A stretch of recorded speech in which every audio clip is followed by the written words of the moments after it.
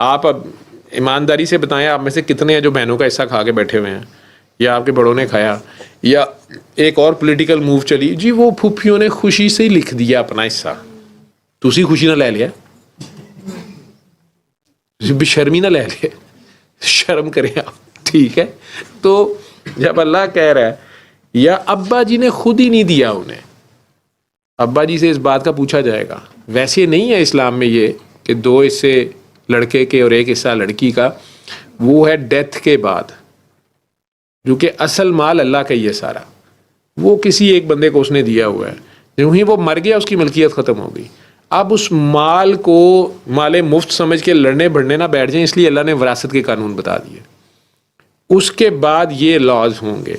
لیکن اپنی زندگی میں کوئی باپ چاہے تو وہ ساری کی ساری جائیداد اپنی ایک بیٹی کو دے سکتا ہے, ساری اولاد کو ہی نہ دے, بیوی کو ہی دے دے کہ نئی بیوی کو دے سکتا ہے جی. ٹھیک ہے,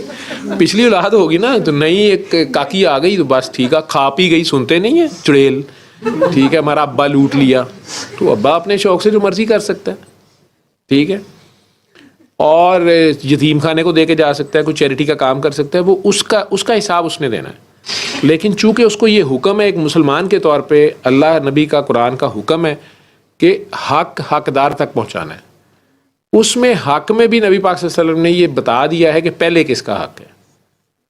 تو اس میں سب سے پہلے آپ کے اوپر آپ کی اپنی ذات کا حق ہوتا ہے. آپ اتنے کنجوس نہ ہوں کہ آپ گاڑی افورڈ کر سکتے ہوں اور آپ لوگوں سے لفٹیں لے کے جا رہے ہوں. ٹھیک ہے, آپ اپنے اوپر بھی لگائیں, پھر آپ کے ماں باپ کا آپ پر ہاتھ ہوتا ہے, اور پھر بیوی بچے, پھر آپ کے بہن بھائیوں کا بھی حق ہوتا ہے, پھر آپ کے اور جو عزیز و قارب رشتہ دار ہیں, پھر ان نون بیکاریوں کا پھر بھی حق نہیں ہوتا.